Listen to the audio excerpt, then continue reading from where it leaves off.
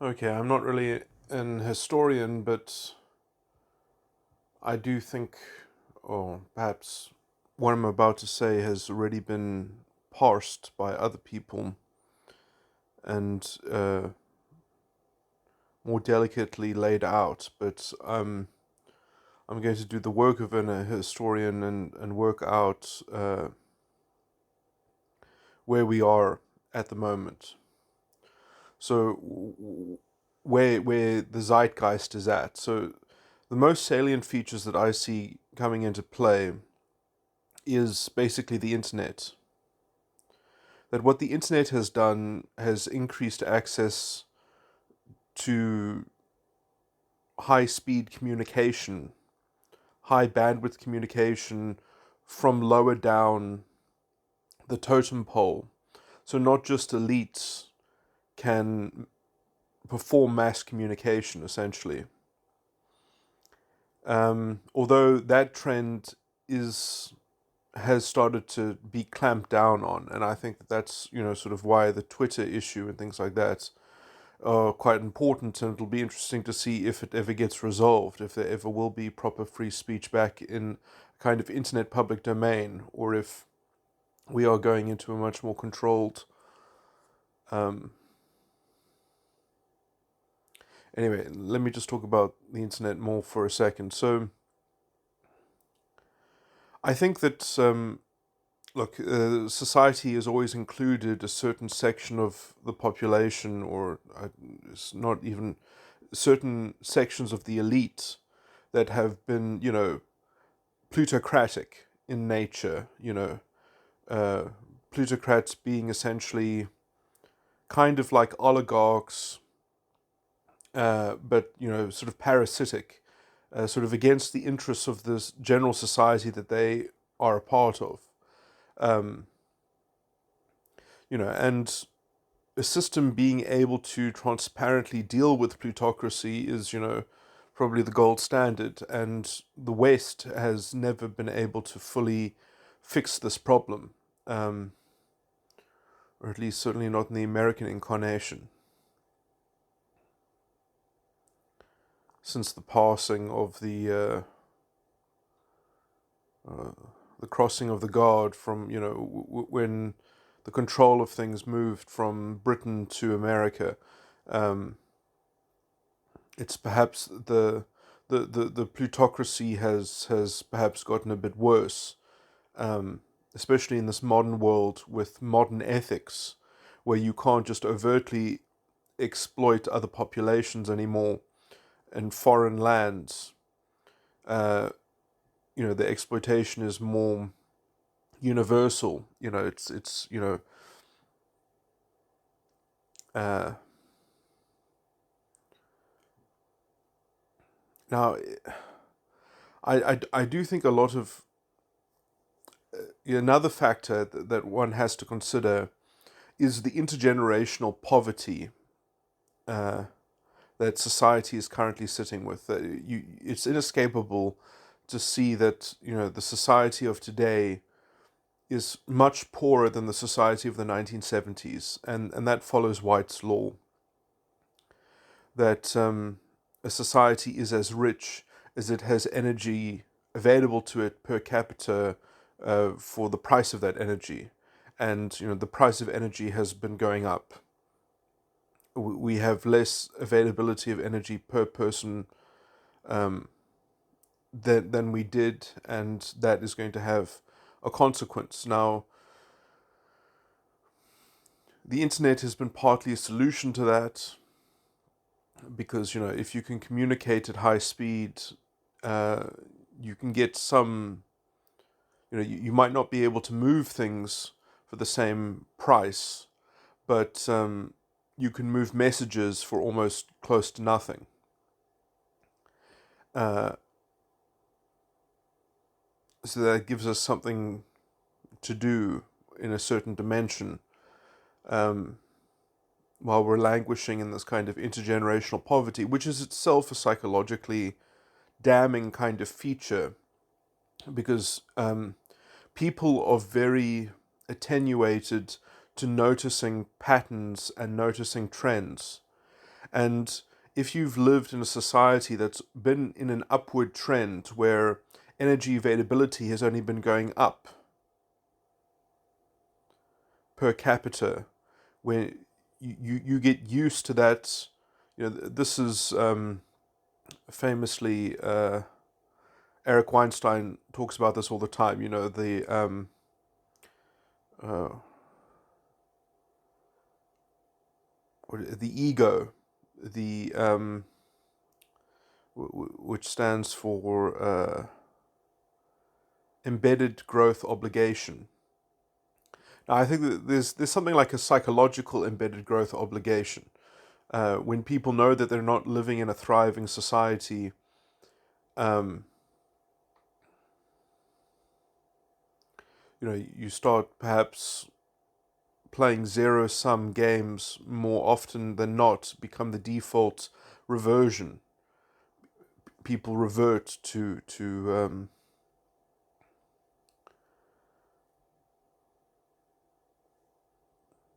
sort of bad faith tactics and things like that. So we already live in a kind of morose condition economically. And now I do think that the solution to all of this, let's just say, is truth, is being honest and grappling with things openly and transparently. And the internet, I think, has a tendency towards doing that.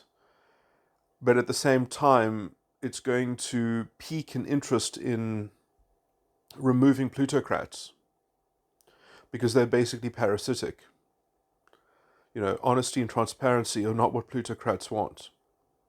And so, you have the military-industrial complex, famously spoken about by Eisenhower. And you have, big pharma, which is essentially comparable to the military-industrial complex. And all these different sort of conglomerates, plutocratic conglomerates, which have interests in, policing their industries and, how the health industry is run is a bit like I guess people can call me a conspiracy theorist, but it's a bit shady. It's a bit like every time that people put in money to test new drugs, why aren't other drugs also tested? Uh, when those patents have been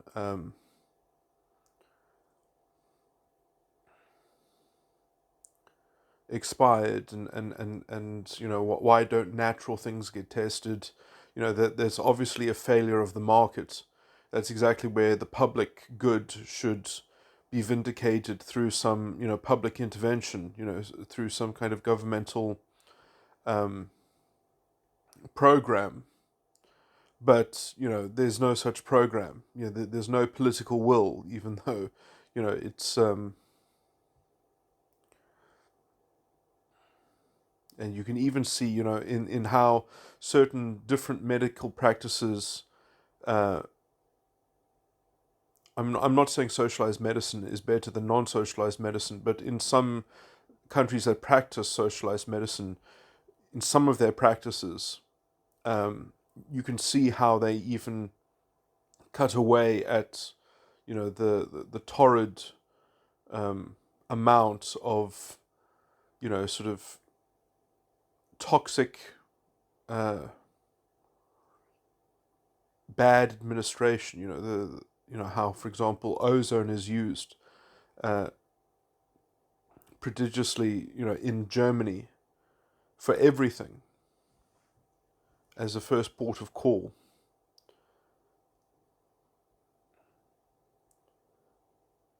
Because it's effective, uh, it's quick acting.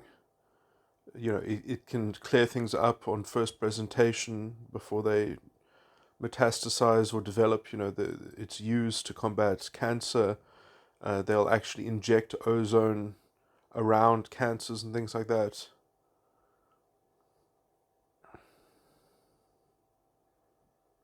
But there's no patent on ozone, so you see none of that happening in the rest of the world.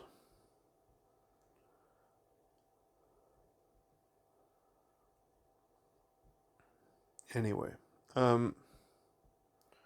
okay, so we have the internet, we're getting poorer, we have plutocrats, and I do think that because information and communication is happening at a higher bandwidth,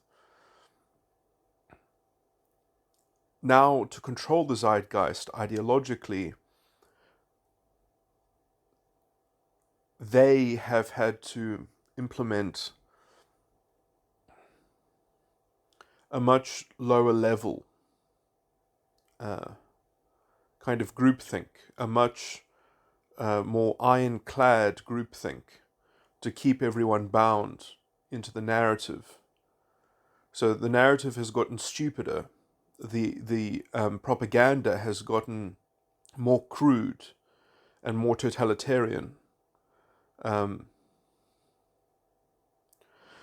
which has also sort of created a more crude human being that believes in this kind of stuff. The sort of the identity politics stuff is there is almost a kind of new human being, a new moral compass that engages in that kind of overt bigotry and then redefines it as being equality and equity and all these sorts of things.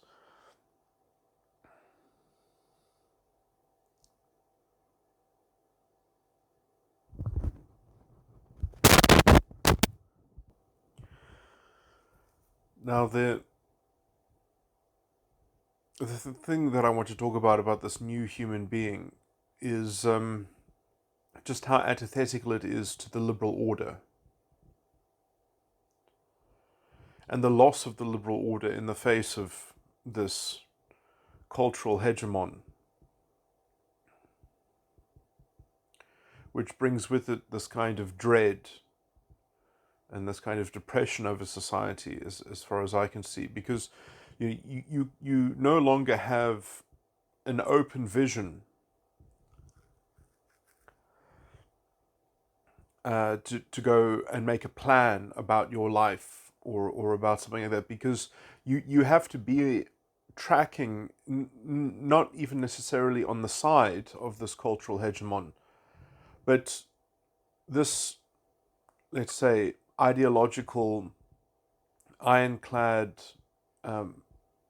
control device, which is obviously connected to the plutocracy, is capable of creating ad hoc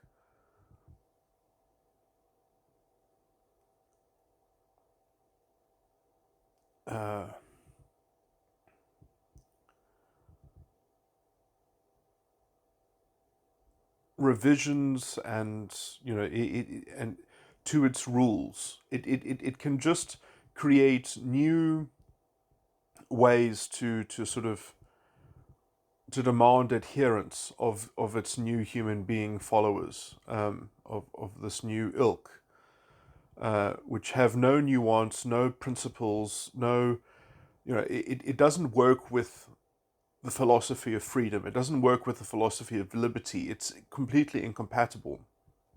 And so you have to be on its side first, and you have to see, and as soon as you think like that, you can't make provision for the future. You can't make plans because you're ruled by a kind of tyrannical, sentimental force. Principles aren't going to save you. It's almost like a kind of intellectual fashion that changes like the wind. And so once that's part of your society and embedded in your society, you can't really go out and do things and try to be meritorious, because the definition of meritoriousness uh, is kind of constantly at diluted by whim. And it's strange how it's seemingly led from the bottom up, but that there's always a kind of plutocratic element that's sort of guiding the theme. That is, it's always coloring within some broad line, like of Russia versus Ukraine, or where suddenly all nuance goes out the window, and you can't look at recent history, and you can't look at how things developed.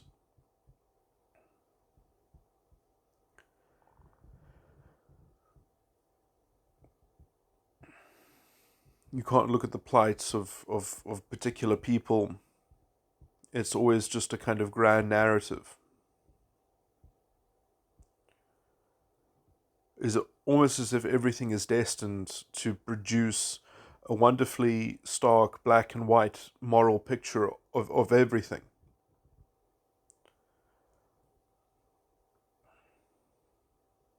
And the onus is always on the other side. It's interesting because, Rebel Wisdom has just finished up their project, although it's perhaps being replaced by other things that are equally the same. But I didn't track what was going on inside of Rebel Wisdom too much, but just in terms of on the outside, the kinds of arguments that David would get into with people.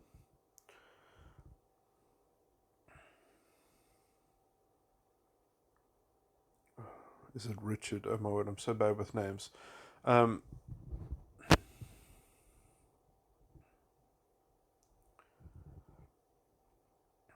think it's David.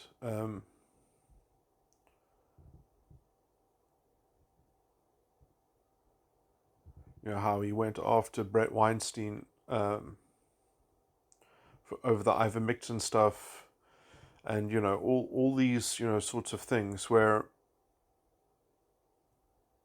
Well, I'll just give you my reading on this. Is that some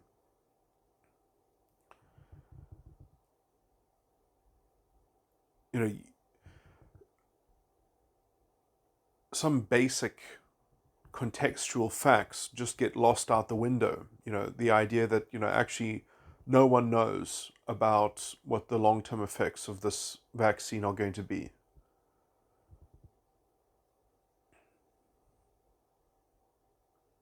It's too early to know that. But as if to put the onus on the other side, that they must prove that it's dangerous rather than it must be properly proven that it's safe. Like that's just like a kind of contextual framing of the issue that you either give proper credence to that or you don't. That was one of the biggest things about the controversy over the COVID vaccines and things like that, is just that that the onus is on the wrong party.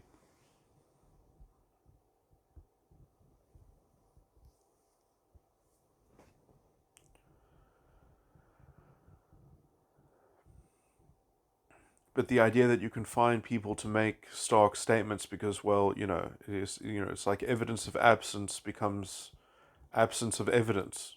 Sorry,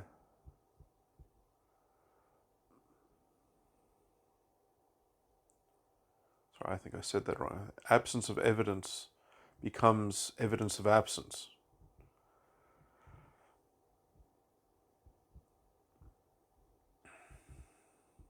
And that's what I see happening.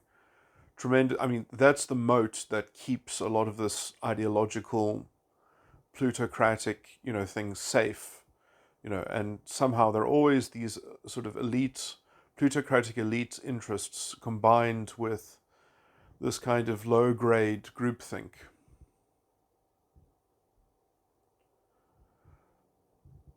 and all caution and all principles are just kind of culled and put down on the wayside, and you just get this kind of harnessing of group sentiment, and people calling out about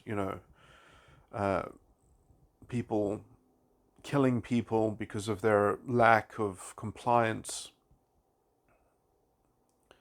and other such hysteria.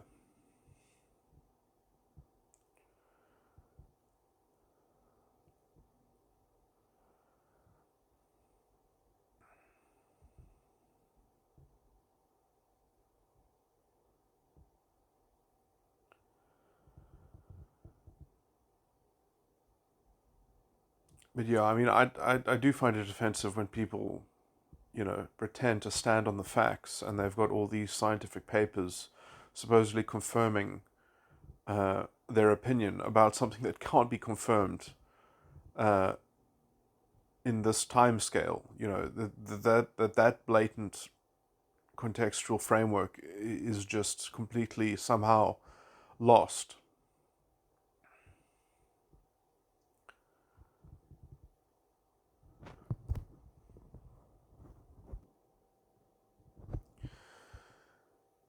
It is interesting because I have thought that these new people, calling them that, if they wouldn't, they perhaps fit better in a society in which justice is more developed. The justice system is more particular and far-reaching, in terms of things like family law, to sort of lay down in people's minds. Because I do think that the state, although should not lead humanity, it is it should be a model of health, that the individual can even imprint itself off of the structure of the state, the institutions of the state, and the values imbued in those institutions, although will obviously be a kind of secularity. But that's why it's important that the state should not be totalitarian, that it should not dictate everything in life, that there should be a very clear scope of free reign for the individual, because then, how that is administered is at the discretion of the individual, and it also shows that the state is not the final arbiter or anything like that. But it can serve as a good example. It can, in some sense, publicize good values just from its structure, just from it being a model of functioning in a certain ethical way, and it having certain ethical standards that it itself is held to, that the citizenry can hold against the state, and form from the state a form of coherent consistency and a kind of self-consistency which makes the state understandable, and not just a hodgepodge of structures and things like that experimentally hold together, but actually that there is it is fully mechanized, and at least from the perspective of the judiciary, uh, that the state is finished uh, in its structure. It's not experimental or vague or nebulous in how it operates, how it should operate.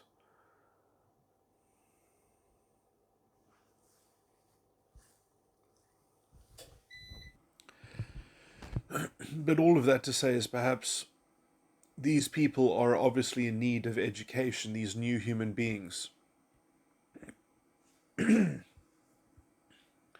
And it's just because they seem to be so enslaved by using hard power in a society in order to um, vindicate their own feeble sentiments and emotionality, which kind of take on the place of values and principles. Um,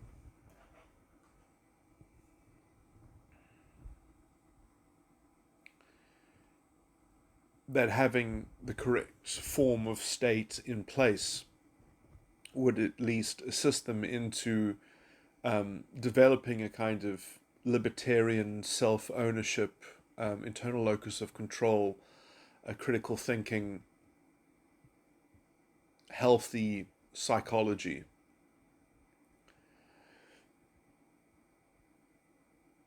Which, might just be another way of saying, people who are wrong headed and who have bad ideas, would do better following good examples if those good examples were put right in front of their face, which is truism.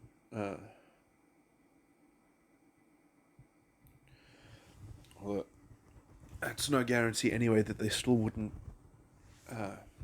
be involved in this kind of stuff. At least then they would have the state very clearly fighting them back and telling them why they're wrong and why the system functions the way it does and why it won't do the things that they demand, like equity. Although the system does do things like equity because it has already been ethically corrupted and it's betrayed, things like non-racialism. At least in the South African context, the constitution has been betrayed in favor of this totalitarian identity politics ideology stuff.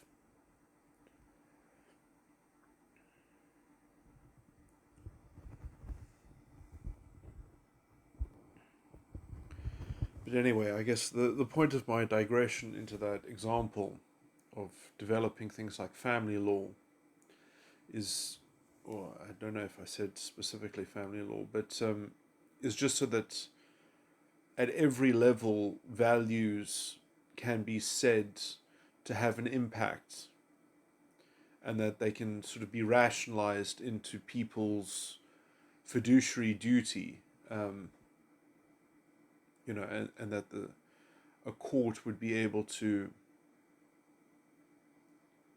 transparently adjudicate over competing values in particular contexts.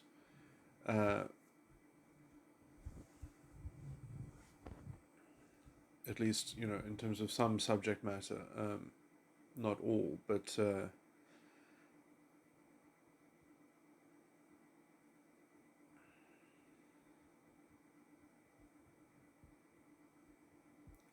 vindicating the importance of values. At least, I, I think puts a certain pedestal under the concept of the idea of having an understanding,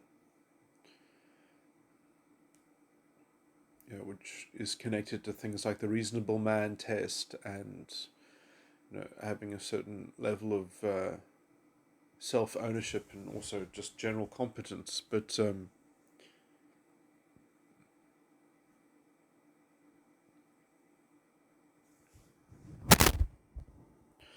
those are exactly all the things that the current ideology is railing against, or the cultural hegemon. Competency and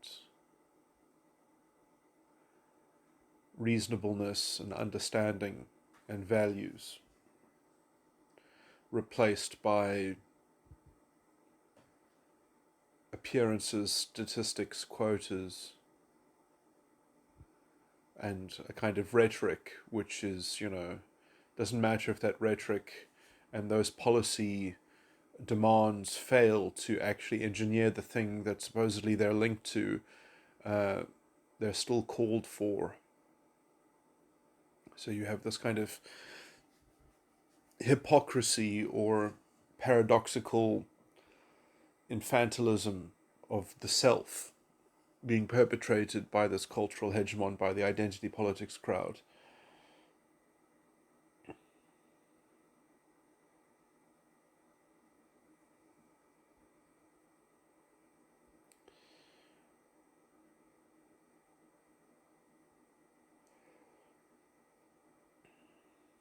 Hmm.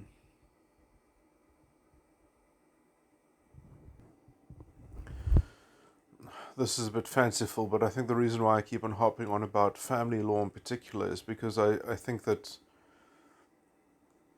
it might be a way to get underneath the plutocracy and weave into the system transparency and honesty, that you do it from as an unlikely source as family law, that you do it, and you can even import it from traditional healers. You can say that you could work out a system of adjudicating values and build it into the culture because it's just such an intelligent way of solving problems or something like that. And then say that, it's a kind of law of custom, and then you import it into the law that way. And then you just use a similar ethos to undergird everything else.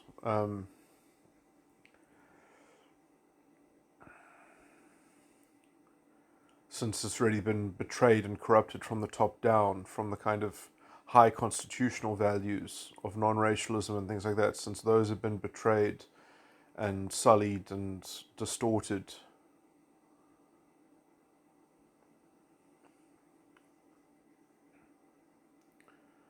through very ugly jurisprudence that, just quite clearly redefines words and selectively reads words in the Constitution to seemingly make it say what they wanted to say.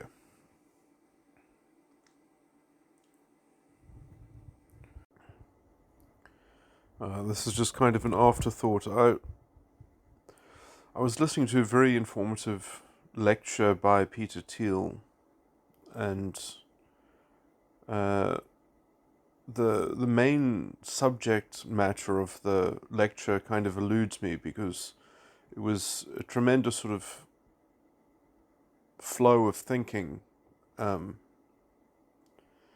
just sort of seemingly suggested many things. But one of the things that it suggested was how brittle the zeitgeist is, or how the zeitgeist being controlled by the left is just kind of untenable, is on very shaky ground.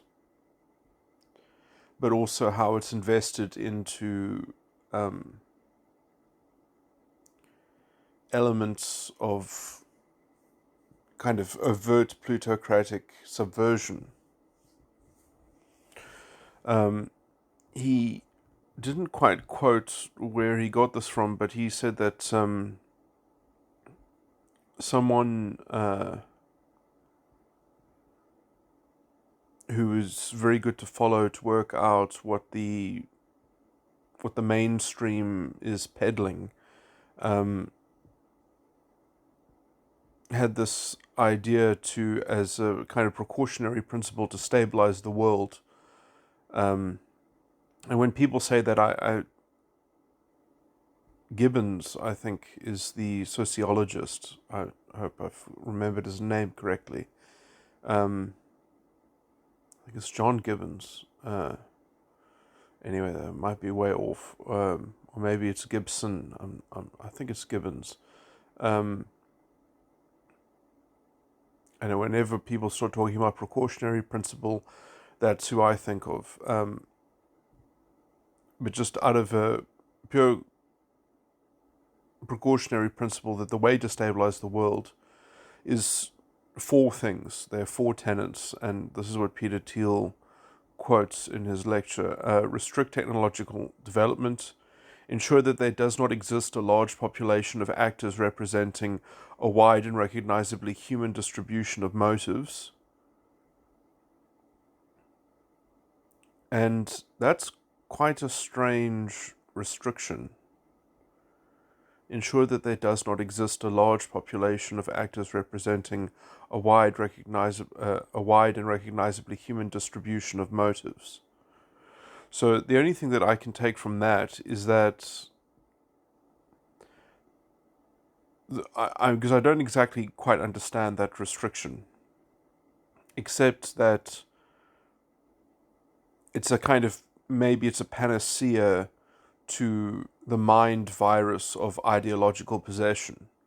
That if you see modeled before you real human relations in all of its depth and complexity, that you can't control value dissemination, that then the correct values will disseminate through society, and you won't be able to virally control people or infect them with your mind virus, because they'll be effectively inoculated against it.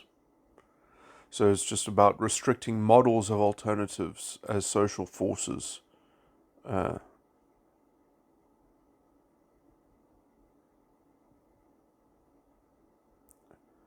so it's to sort of restrict there to be an alternative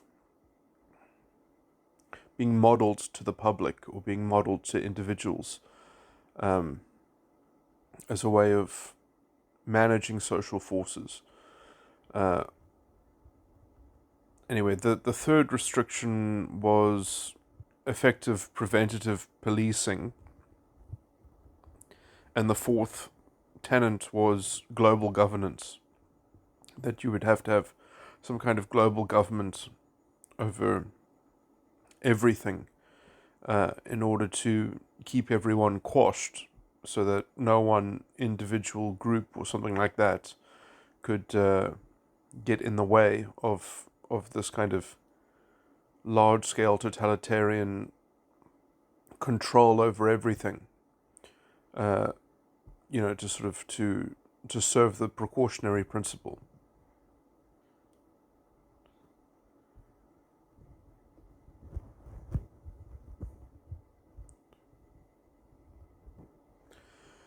Anyway, this generally got me thinking mainly around the second restriction, that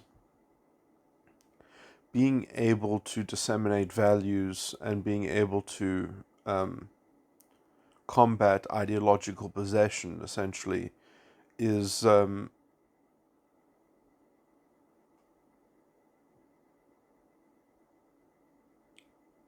is something that's possible through the internet and possible through mass communication.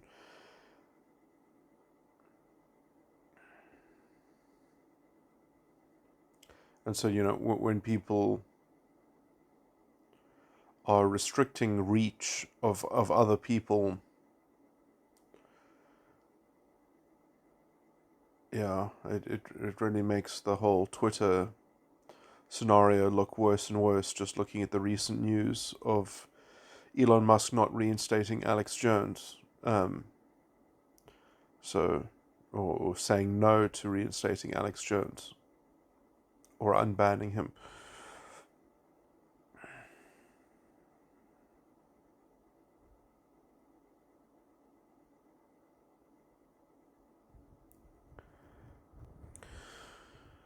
But this is, of course, only important if you reduce all of society and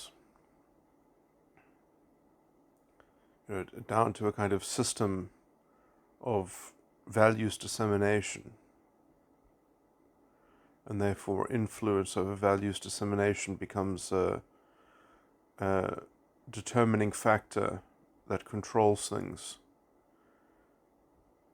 But I do think that that's the angle at which I think that the world can be controlled and stopped from spinning out of control, with a bit of hope and hopefulness and justice as its propaganda. That you have a justice system, you have a state that is governed by its own law, and that law includes a kind of self-coherence and consistent values that it has to embody. And so the citizenry can use the law against the state to force its values to be coherent and consistent. And the state is also a kind of bastion, as a general, as something of a reasonable example for people to follow as to what is ethically expected in society, although is not directly imposed on individuals. It becomes, I think, I submit that the things that we expect from states functionaries and officials and the standards that we impose on the state uh, that are publicized, it becomes overt that, what you expect from other people that you um, impose against yourself as a kind of, as a sort of natural, what do they call it, the golden rule. So creating those expectations as to how the state should function, I think, is a very important piece of civilizing, or way of banking morality and ethics and making progress, making real progress. Obviously, it doesn't help when the state itself is involved in immoral activities. Um, then you have the reverse. You have a perverse, uh, uh, uh, uh, not a virtuous cycling, but a kind of perverse cycling of knock-on bad examples that then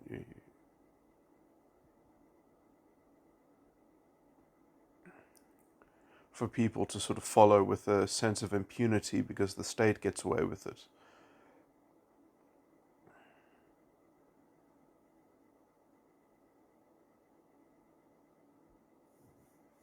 The sense of moral impunity, I mean. Anyway,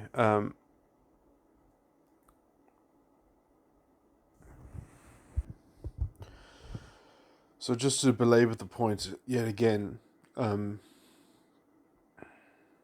if you have a complete set of values and a Bill of Rights and a Constitution, um, some things, most of which apply against the state, but some things against the citizenry itself that are enforceable against private individuals and the private sphere, like freedom of expression, I do think is a right that you can expect the private sphere.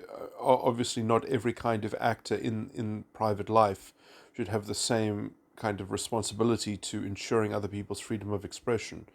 Um, it has to do with what kind of business that they might be in or something like that. But that there is a kind of fiduciary duty there, a kind of societal duty to make sure that certain values are upheld in the community at large, or in the society at large, or let's say political community at large.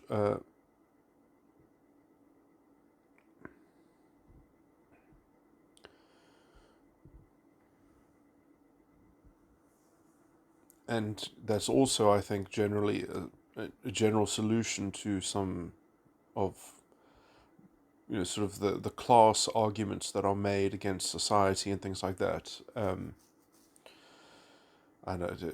If I contrast the American system to the South African system, the American system is really not, it's not flattering to the American system because, when all the guarantees in the federal constitution are bindings against the state, it doesn't really help you when your free speech is being infringed on um,